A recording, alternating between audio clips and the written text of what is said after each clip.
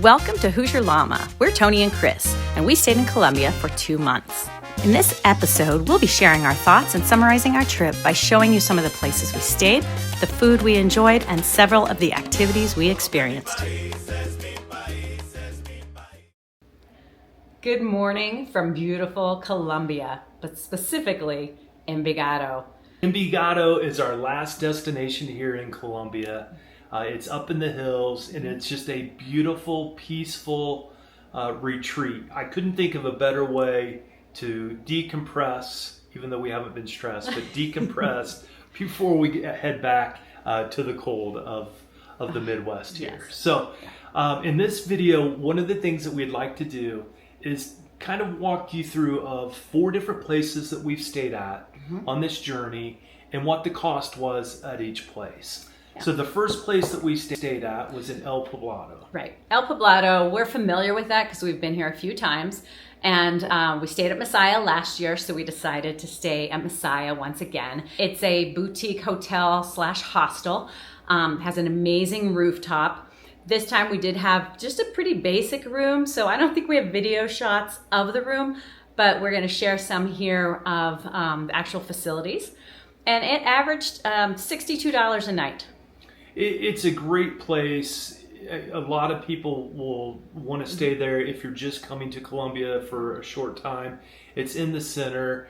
One of the things that I really like about Messiah and other hotels similar to that is that there's a great social interaction, right? And it's a good way to meet other travelers along the way. Right, and we've selected hostel hotels before because we do enjoy that interaction that you get. They have cooking classes, they have dancing classes, sometimes they have tours. So you do actually meet people. So it was $62. It's a place that I would highly recommend if you're going to stay in El Poblado for a few days. Good interaction, great rooftop bar. Yeah. And included in that $62 was breakfast, and you could choose from about 5 options. Right. And so from there, we went to Laureles. Now, this was the first time going there, and we booked 1 month. And it was a studio. We were able to cook there a couple nights a week. It was $9.25 for the month. And at $9.25 a month, that did include always having 24-hour security. But Laureles is a very peaceful city. Yeah.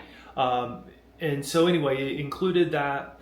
Also to Laureles, same thing with El Poblado. Both of those places, there's tons of restaurants, cafes. Everything is in walking distance there. So what I would say about both of those places, once you're there, you shouldn't have a lot of transportation cost of Ubers and things like that, because definitely with Laureles, it's flat, it's walkable. We average 5 to 8 miles a day. Right. And so that part of it, from a budget wise, you'll be able to keep it down in reference to that. But the place itself was great location, close to the Second Park. But if you're anywhere in between Second Park, First Park, anywhere in those areas, all of that's walkable and it's safe. I mean, no matter where you're at in Colombia, always keep your street smarts. But those areas are very safe and walkable. Yeah. And because we liked that so much, we had friends visit for a week. So when they were here, we actually rented a 3-bedroom apartment. It was like 2 blocks away from our studio that we had. It was $700 for the week.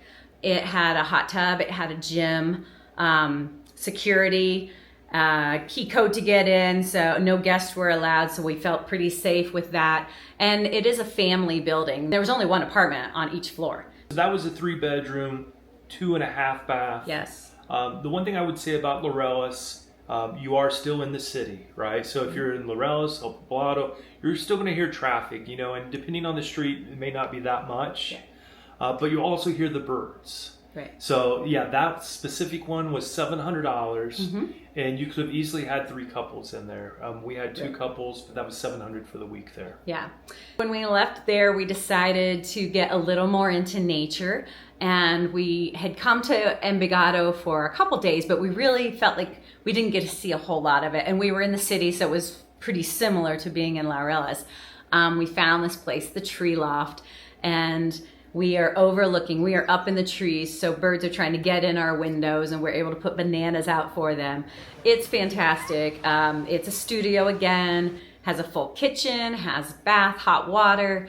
It doesn't have air conditioning, but I can tell you we don't really need it. It gets pretty chilly here at night. So I would say it's probably about 10 degrees cooler here than it was in Laureles in the evenings. We pay $56 a night for this. Yeah, and this place is up in the hills. It's got views of the city. You have the birds. It's so peaceful. There's a waterfall on the property. When you walk down, you almost feel like you're skiing because you're like back because you don't just want to keep on rolling and stuff. But I would say at least this specific area, if you're going to be here for any long term, you'd want some type of vehicle for the most part. Yeah, we can walk down the hill, but we haven't attempted walking up the hill, so we just Uber up, and it's $4 or something. It's pretty inexpensive. Yeah, I mean, even for the mile that we didn't walk the other night. Right, but it was the best spent mile that we've ever paid for since we had gone to the groceries, and that's one of the things I'd want to mention. In Colombia, right? Yeah. Is that when it comes to budgets, if you're cooking your own meals or anything like that, you can really do that very inexpensively. If you go out to dinner here, it can vary very much, right? Like you can go out and have a menu del dia or menu of the day, and that can cost you about $12 for the two of us, and that includes a drink, soup, salad, rice, plantain, maybe avocado, maybe a meat, chicken, pork, chicharron if you like it. And the soups here are amazing.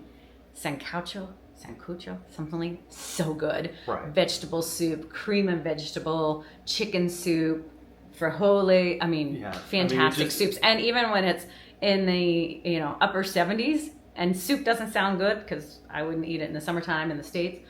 So good.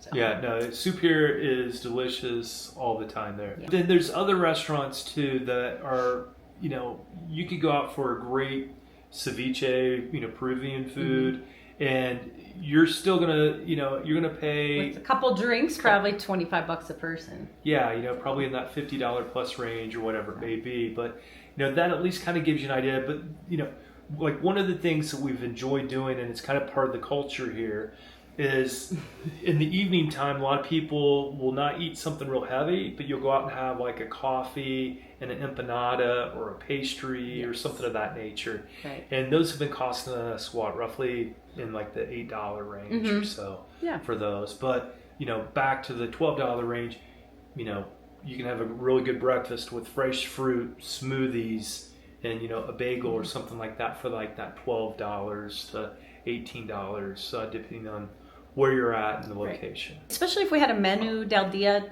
during lunchtime, even if we went out for dinner, it may be that we shared one meal, and sometimes we still took food home. And that's one of the reasons why I think in this video it's really good to give you an idea of, if you're really trying to be budget conscious, you can go to the grocery store, the farmers markets, and you can eat really healthy and really well here for not a lot of money. Oh. If you want international food, if you want this, it's here in the coffee shops and all that stuff. But there's going to be a little bit of cost and potentially a premium depending on the type of food that you want here. Right. So I think that's important. And then the other thing I'd like to point out is just to give you an idea of activities here that you can do and what that cost is. So activity-wise, played pickleball. Her and I played pickleball twice. You don't have to have a racket here. Yeah. You can rent that, and between the court time and the pickleball, it was 20,000 Colombian pesos. So about $5 a person. Right around a little $5. More. Yeah, around $5 a person, and that's a great activity. Highly recommend it. It's a good place to meet people. So that's really good money. And then the other place, the gym we went to was Bull Train. And it too was 20,000 per person per day. Yeah. So I think we went 4 times, but well worth paying $10 to go to a gym and for both of us. Yes, for the two of us, and feel like you were making progress. Right. Another activity that took place down here is that Chris, not me, got her haircut. Well, that's not an activity. No, not an activity. That's but miscellaneous cost. A miscellaneous cost. He had massages. I had a pedicure. I got a haircut. We bought some medicines. But Cost. The cost, I think it was $18 Yeah, for a like haircut. $18. So And it's going to last a while because it's a lot shorter than I normally get. right, so like $18 for a haircut.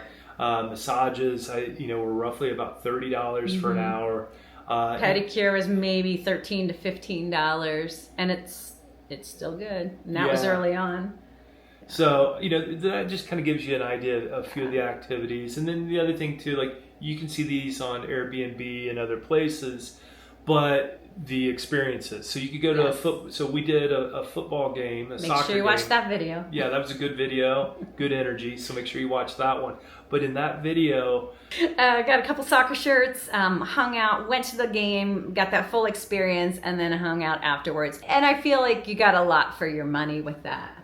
Yeah, no, 100%. I would say if you're coming to Colombia, going to a football game, soccer game, make sure that you go through a tour. And the reason why is, depending on the team that they're playing, there's, it's almost like if you think of back in the States when the Oakland Raiders used to play, right? Like there's certain sections you may or may not want to sit in. But a tour is just, again, another opportunity to meet other like-minded individuals that are out traveling, and we met some good people there too. Yeah. So, and then we did the fruit experience, and that was a lot of fun there, trying the different fruits, going to Plaza Minorista.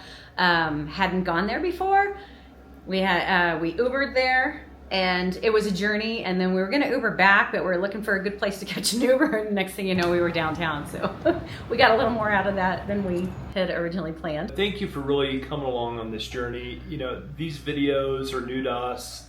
We're trying our best to put them together and, edit the videos, but we get enjoyment out of it, and we truly hope you're enjoying these videos. So, and if you have any suggestions or comments, please share them. We try to improve each video a little bit, and hopefully you've seen that from, even our videos from Guatemala that were 9 months ago, I guess. Thank you for coming along on this journey, and please stay tuned for other adventures and other videos.